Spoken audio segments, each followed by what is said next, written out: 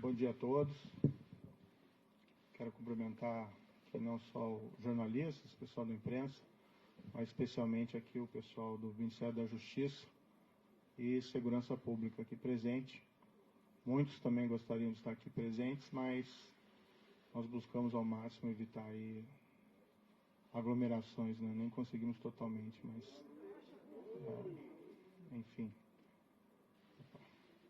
Primeiro eu queria lamentar a realização dessa...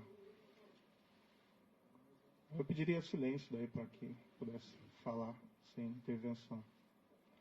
Eu queria lamentar aqui esse evento na data de hoje. Nós estamos passando por uma pandemia, né, do Covid-19. Ontem, uma informação lamentável de 407 óbitos, 3.313 óbitos no total. Então, durante essa pandemia, infelizmente, tendo que realizar esse evento, busquei ao máximo evitar que isso acontecesse, mas foi inevitável. Então, peço a compreensão de todos pela circunstância adversa, mas não foi por minha opção. Antes de entrar no assunto específico, eu queria fazer só algumas reflexões gerais para poder justificar minhas decisões. Antes de assumir o cargo de Ministro da Justiça e Segurança Pública, eu fui juiz federal por 22 anos, tive diversos casos criminais relevantes e desde 2014, em particular, nós tivemos a Operação Lava Jato, que mudou o patamar de combate à corrupção no país. É claro que existe muito ainda a ser feito, mas aquela grande corrupção, que em geral era impune, esse cenário foi modificado. Isso foi um trabalho do Judiciário, do Ministério Público, de outros órgãos, e na parte da investigação, principalmente aí da Polícia Federal.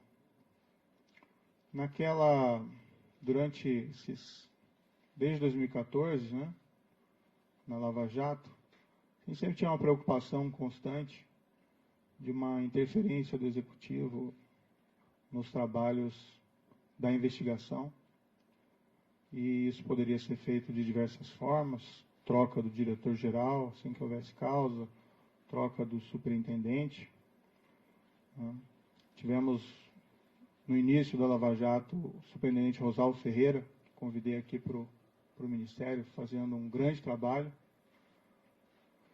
Depois foi sucedido pelo superintendente Valeixo, né, também nomeado diretor-geral da Polícia Federal, fazendo também um grande trabalho.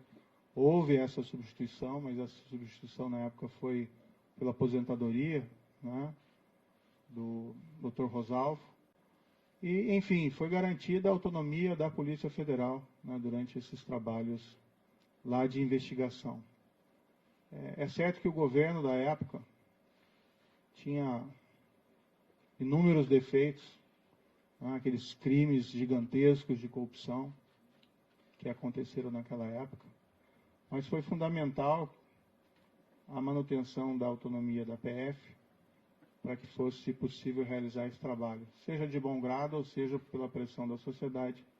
Essa autonomia foi mantida, isso permitiu que os resultados fossem alcançados. Isso é até um ilustrativo, né, da importância de garantir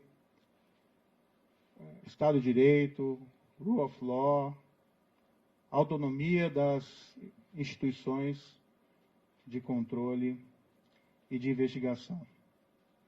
Lembrando aqui até um episódio que num domingo qualquer, durante aquelas investigações, lembro que foi o superintendente, Maurício Valeixo, que recebeu uma ordem de soltura ilegal do presidente Luiz Inácio Lula da Silva, então condenado por corrupção, preso. Essa ordem emitida por um juiz incompetente, depois isso foi reconhecido nas demais instâncias. Foi graças à autonomia dele e ao sentimento da necessidade de cumprimento do dever que ele comunicou às autoridades judiciárias e foi possível rever essa ordem de prisão ilegal antes que ela fosse executada, a demonstrar o empenho dessas autoridades e da importância da autonomia das organizações de controle. No final de 2018, isso é uma história um pouco repetida, eu recebi convite do então eleito presidente da República, Jair Bolsonaro, e isso eu já falei publicamente diversas vezes. É fácil repetir essa história, porque essa história é absolutamente verdadeira. E fui convidado a ser ministro da Justiça e da Segurança Pública. O que foi conversado com o presidente, foi no 1º de novembro, foi que nós teríamos um compromisso com o combate à corrupção, crime organizado e a criminalidade violenta. Inclusive foi me prometido na ocasião carta branca para nomear todos os assessores, inclusive desses órgãos, né, policiais, como a Polícia Rodoviária Federal e a própria Polícia Federal. Na ocasião, né, até aproveitando aqui um breve parênteses para desmistificar um dado, foi divulgado equivocadamente por algumas pessoas que eu teria estabelecido como condição para assumir o Ministério da Justiça uma nomeação ao Supremo Tribunal Federal. Nunca houve essa condição, tá? Até porque seria algo de aceitar um cargo de ministro da Justiça pensando em outro. Isso não é da minha natureza. Eu realmente assumi esse cargo, fui criticado, entendo essas críticas, né, mas a ideia era realmente buscar, num nível de formulador de políticas públicas aqui, numa alta posição do Executivo, de aprofundar o combate à corrupção e levar, né, esse maior efetividade em relação também à criminalidade violenta, ao crime organizado. Tem uma única condição que eu coloquei, não ia revelar, mas agora isso acho que não faz mais sentido, manter o segredo. Isso pode ser confirmado tanto pelo presidente como general Heleno. Eu disse que, como eu estava abandonando 22 anos da magistratura, contribuí 22 anos para a Previdência e perdia, né, saindo da magistratura, essa Previdência. Pedi apenas, já que nós íamos ser firmes contra a criminalidade, especialmente a criminalidade organizada, que é muito poderosa, que se algo me acontecesse, né, pedi que a minha família não ficasse desamparada sem uma pensão. Foi a única condição que eu coloquei para assumir essa posição específica no Ministério da Justiça. Permito-me aqui dizer que o presidente concordou com esse compromisso, nem foi uma condição, o combate à corrupção, criminalidade violenta, criminalidade organizada. Né? Falou até publicamente que me daria a carta branca. Eu já tinha uma expertise por trabalhar, né, com polícia, como juiz, evidentemente, em relação à criminalidade organizada, e aceitei, mais uma vez, com aquele intento de realmente fazer com que as coisas evoluíssem. E minha avaliação na época é que essa aceitação ao convite foi muito bem acolhida pela sociedade. Né? Também me via como estando no governo, como um também garantidor. Né? Claro que existem outras instituições importantes, Judiciário, Supremo Tribunal Federal, Ministério Público, mas entendi que pelo meu passado de juiz e meu compromisso com o Estado de Direito, que eu também poderia ser aí um garantidor, né, da lei e da imparcialidade e autonomia dessas instituições. Dentro do Ministério, me permito aqui algumas reflexões, a palavra-mote tem sido integração. Né? Nós atuamos muito próximos das forças de segurança estaduais, até mesmo municipais. Nós realmente trabalhamos duro contra a criminalidade organizada. Ouso aqui dizer, claro que tudo isso é sujeito a críticas e segundas opiniões, mas que não houve um combate tão efetivo à criminalidade organizada como houve durante essa gestão do Ministério da Justiça e Segurança Pública, trabalhando não contra, mas com os governos estaduais. Tivemos o caso, por exemplo, da transferência e isolamento das lideranças do PCC. Tivemos recentemente a prisão do maior autoridade do PCC em liberdade, 20 anos foragido, no exterior, graças a um trabalho de investigação eficiente da Polícia Federal. Tivemos recorde de apreensão de drogas no combate ao crime organizado.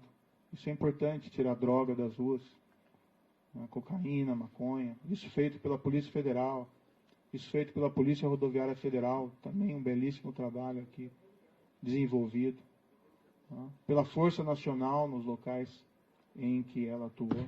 Tivemos aí recorde de distribuição de plantações de maconha no Paraguai, que é o nosso principal fornecedor.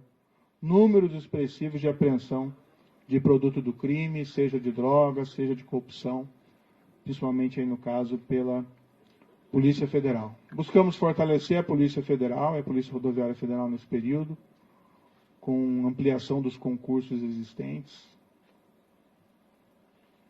Empregamos aí maciçamente a Força Nacional em todo o território nacional. A Força Nacional é uma instituição que, a meu ver, deveria ser fortalecida. Nós estamos lá defendendo no Congresso Nacional uma emenda à Constituição para tornar ela uma instituição prevista ali na Constituição, para que nós possamos ter, com o tempo, também um corpo próprio, sem prejuízo dos mobilizados, sem prejuízo dos requisitados do Estado, que nós queremos fortalecê-la. Ela tem sido muito demandada e às vezes nós sentimos que nós não temos aí a perna suficiente. E ela atendeu diversas emergências de segurança pública nesse período, lá no Ceará, por mais de uma vez, espalhadas aí em terras indígenas, enfim, no nosso projeto Em Frente Brasil.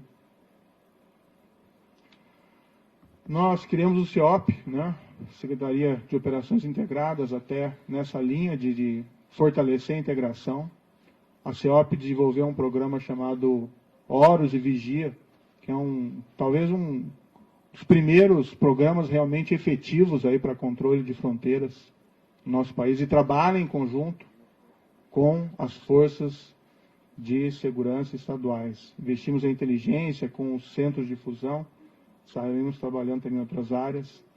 Várias outras áreas aqui do Ministério da Justiça também tiveram, a meu ver, um bom ganho de efetividade, área do consumidor, área de imigração, a Senajus, enfim, aqui é só um retrato, queria fazer algumas justificativas.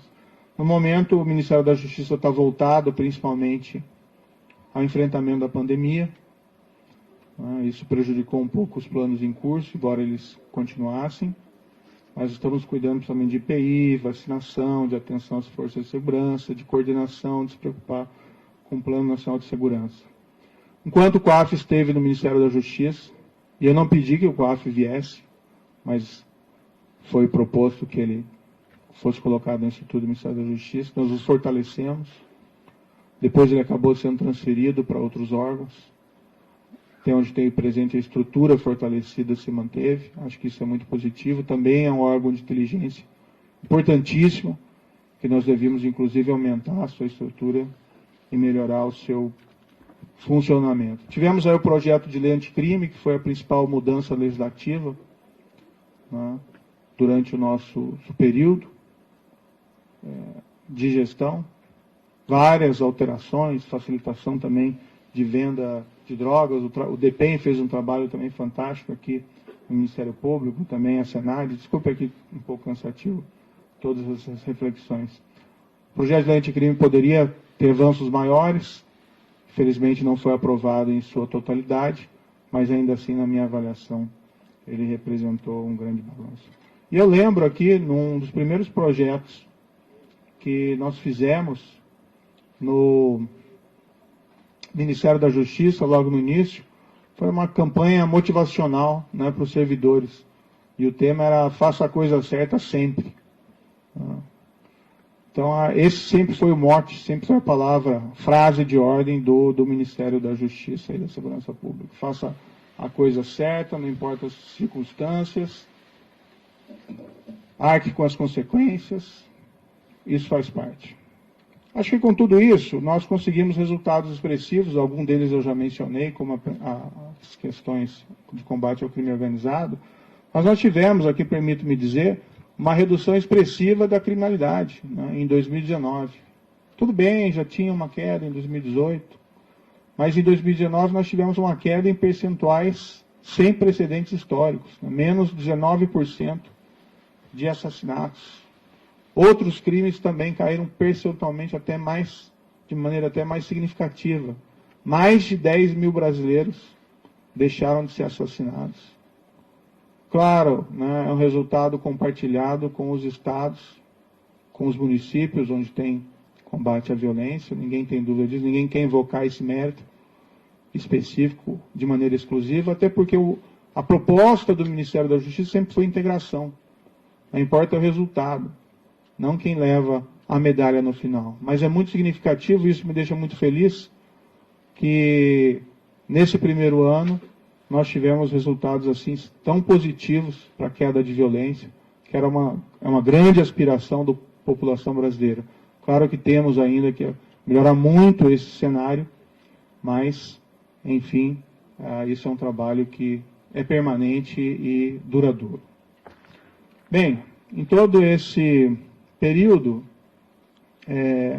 tive apoio, né, do presidente Jair Bolsonaro em vários desses projetos, outros nem tanto, mas a partir do segundo semestre do ano passado, passou a haver uma insistência do presidente da troca do comando da Polícia Federal.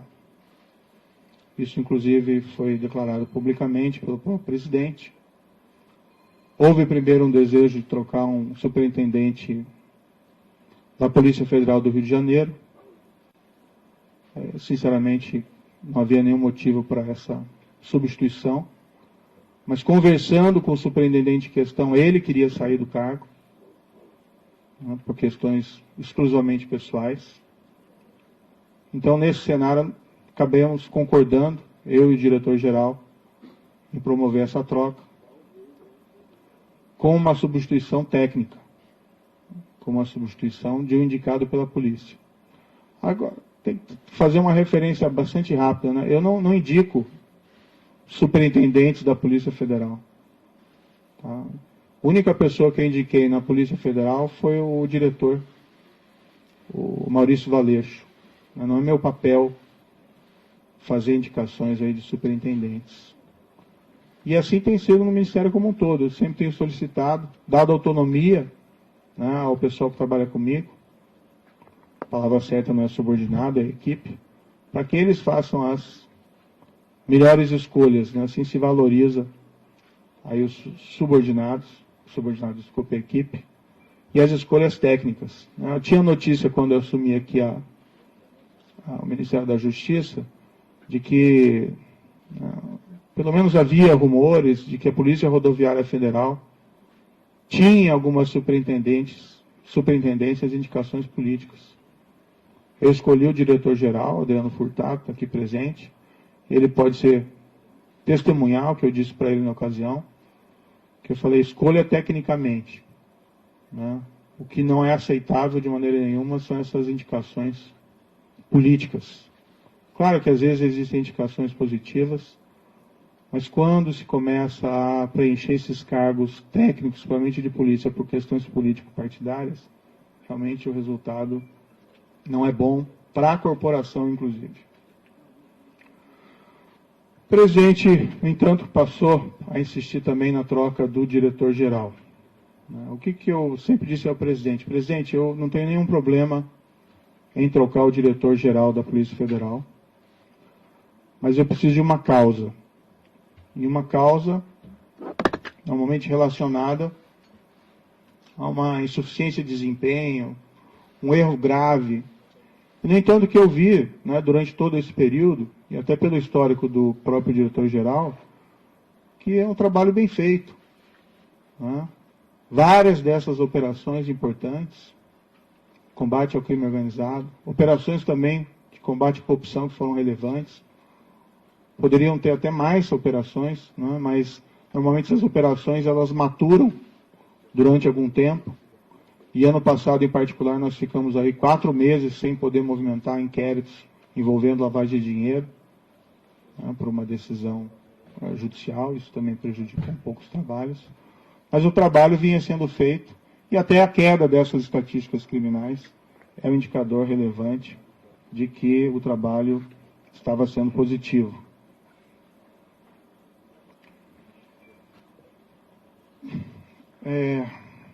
Não é uma questão do nome. Né? Tem outros bons nomes para assumir o cargo de diretor da Polícia Federal. Né? Há outros delegados igualmente competentes. O grande problema de realizar essa troca, primeiro, haveria uma violação de uma promessa que me foi feita inicialmente, que eu teria carta branca. Em segundo lugar, não haveria uma causa para essa substituição.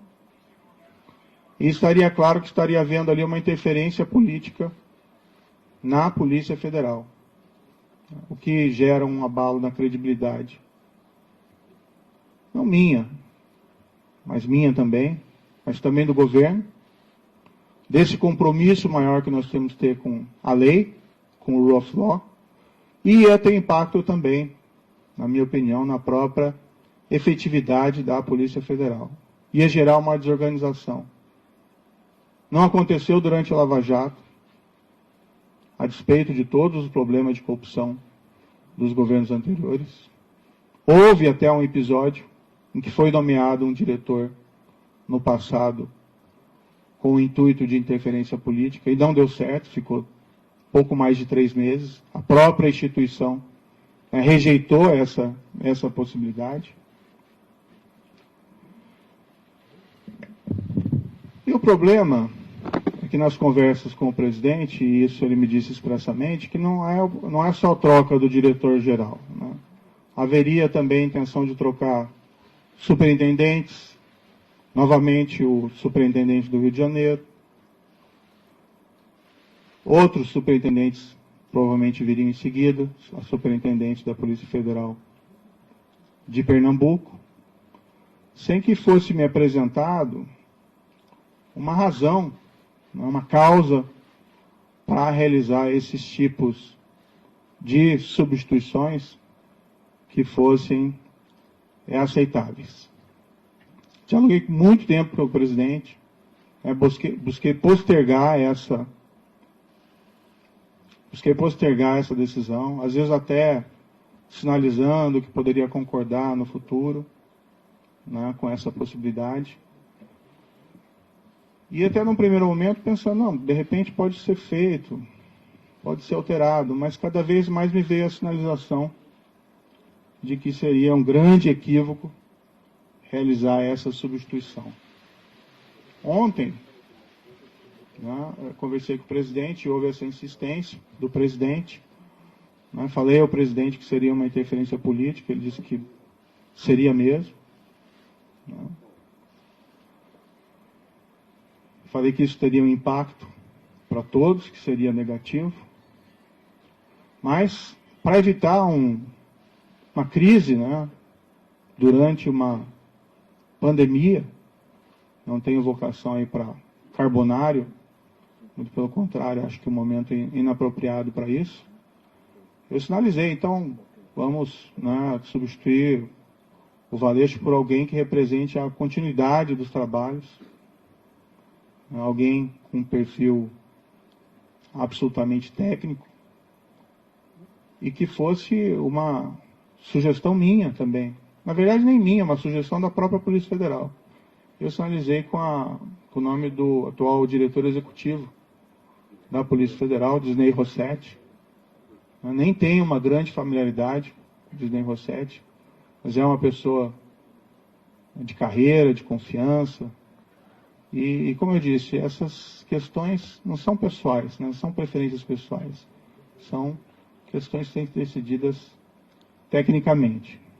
Fiz essa sinalização, mas não obtive resposta. O presidente tem a preferência por alguns nomes que seriam da indicação deles. Não sei qual que vai ser exatamente a escolha.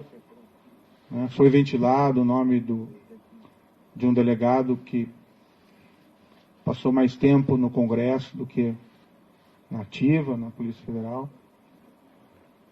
Foi indicado, o sugerido nome do atual diretor da BIM, que tem até um bom nome dentro da Polícia Federal. Mas o grande problema é que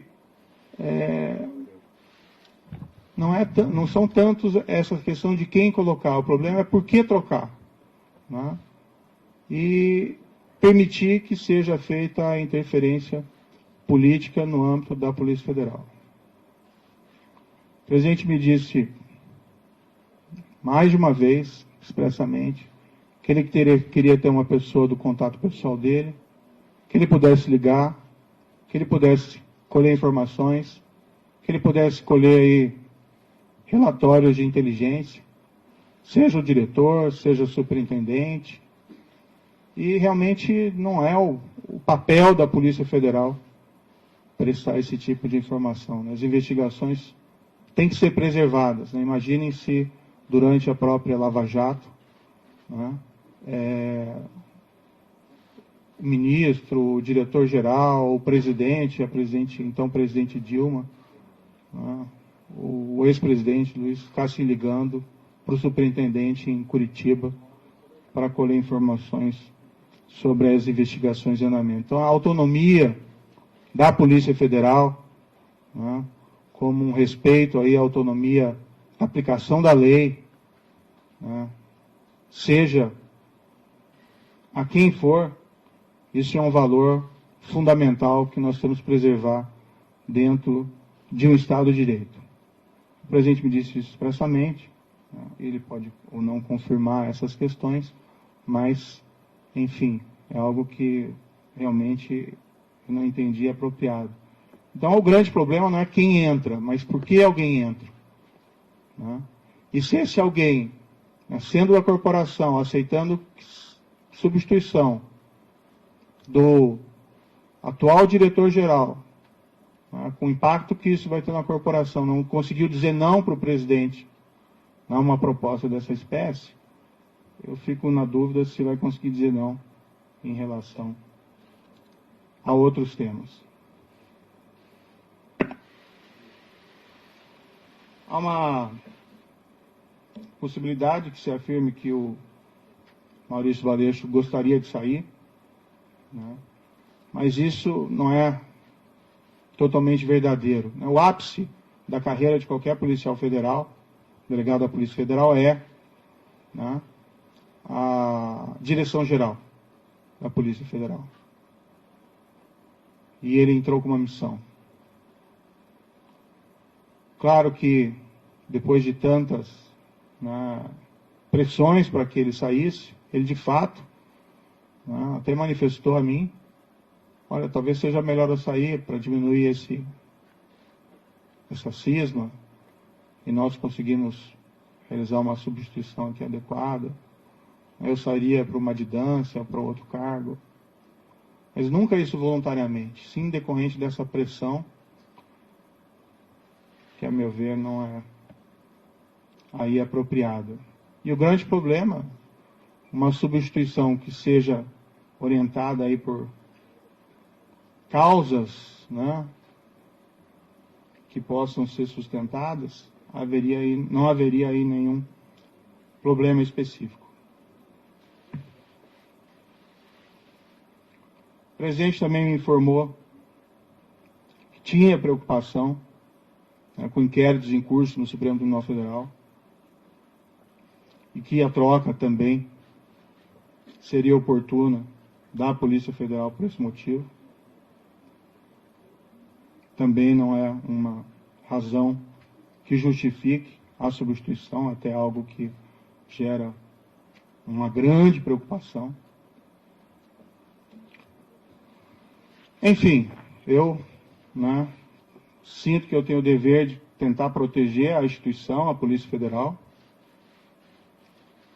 E por todos esses motivos, eu ainda busquei uma solução alternativa, né, para tentar evitar aí uma crise política durante uma pandemia. Acho que o foco deveria ser o combate à pandemia, mas entendi que eu não podia aí deixar de lado esse meu compromisso com o Estado de Direito. A exoneração que foi publicada, eu fiquei sabendo pelo Diário Oficial, pela madrugada. Eu não assinei esse decreto. Em nenhum momento isso foi trazido, em nenhum momento o diretor-geral da Polícia Federal apresentou um pedido formal de exoneração. Depois ele me comunicou que ontem à noite recebeu uma ligação dizendo que ia sair exoneração a pedido e se ele concordava, né? Ele disse, como é que eu vou concordar com alguma coisa? Eu vou fazer o quê, né? Se ele já está sujeito à exoneração a pedido ou à exoneração ex officio. Mas o fato é que não existe nenhum pedido que foi feito de maneira formal. Eu, sinceramente, fui surpreendido. Achei que isso foi ofensivo. Vi que depois a SECOM afirmou que houve essa exoneração a pedido, mas isso, de fato, não é verdadeiro. Para mim, esse último ato também é uma sinalização de que o presidente me quer realmente fora do cargo, né? Não me quer presente aqui dentro do cargo, porque essa precipitação na realização da exoneração não vejo aí muita justificativa. Eu tenho até outras divergências, tive outras divergências com o presidente federal, com o presidente da República durante essa permanência aqui. Tive muitas convergências, recebi apoio do presidente em diversas ocasiões importantes, assim como dei apoio ao presidente da República em várias circunstâncias. Tive portais divergências, mas eu acho que como ministro, né, eu estou numa relação que eu tenho que preservar também a questão da hierarquia. Mas não vou aqui falar dessas outras divergências, isso fica para uma outra ocasião. De todo modo, meu entendimento foi que eu não tinha como aceitar essa substituição. Há uma questão envolvida também da minha biografia como juiz, de respeito à lei, ao Estado de Direito, à impessoalidade, né, no trato das coisas com o governo. E eu vivenciei isso durante a Lava Jato. Seria ali um tiro da Lava Jato se houvesse substituição de delegados, superintendentes naquela ocasião. Então eu não me senti confortável. Tenho que preservar, né, a minha biografia, mas acima de tudo eu tenho que preservar o compromisso, que foi o compromisso que eu assumi inicialmente com o próprio presidente, que nós seríamos aí firmes no combate à corrupção, crime organizado e criminalidade violenta. E um pressuposto necessário para isso, né, é que nós temos que garantir aí o respeito à lei, a própria autonomia da Polícia Federal contra interferências políticas. Certo, o presidente indica, ele tem essa competência, ele indica o diretor-geral, mas ele assumiu um compromisso comigo inicial de que seria uma escolha técnica, que eu faria essa escolha, e o trabalho vem sendo realizado. Poderia ser alterado o diretor-geral, desde que eu tivesse uma causa consistente. Não tendo uma causa consistente e percebendo que essa interferência política pode levar a relações impróprias entre o diretor-geral, entre os superintendentes, com o presidente da República, é algo que realmente eu não posso concordar.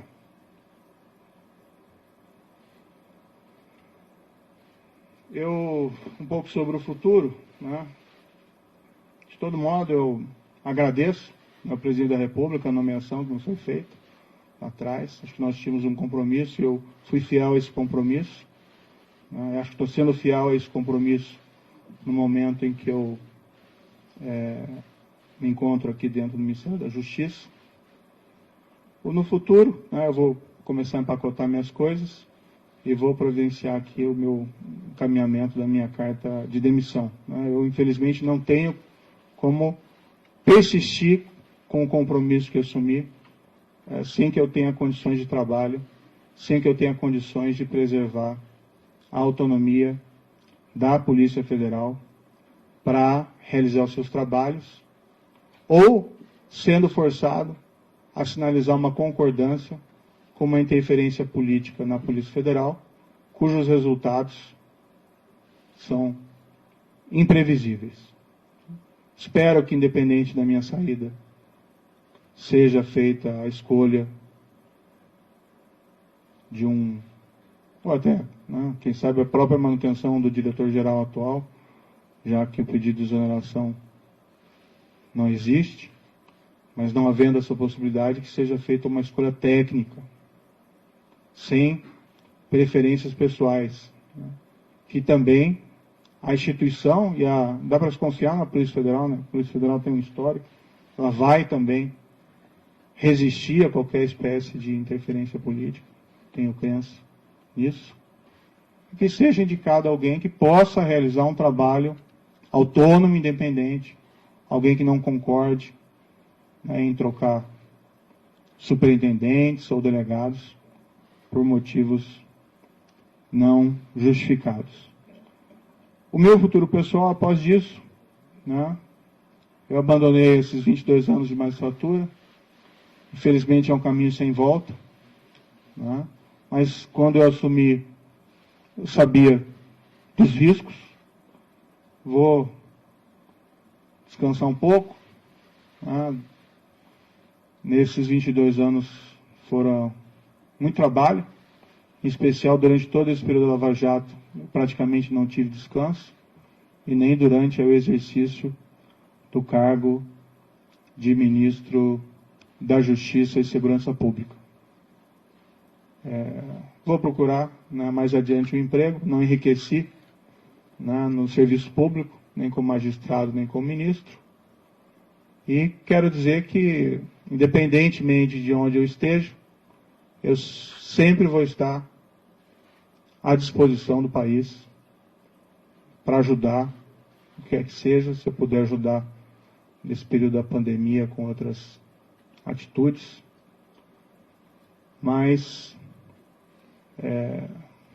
enfim, sempre respeitando o mandamento do Ministério da Justiça e Segurança Pública nessa gestão, que é fazer a coisa certa sempre.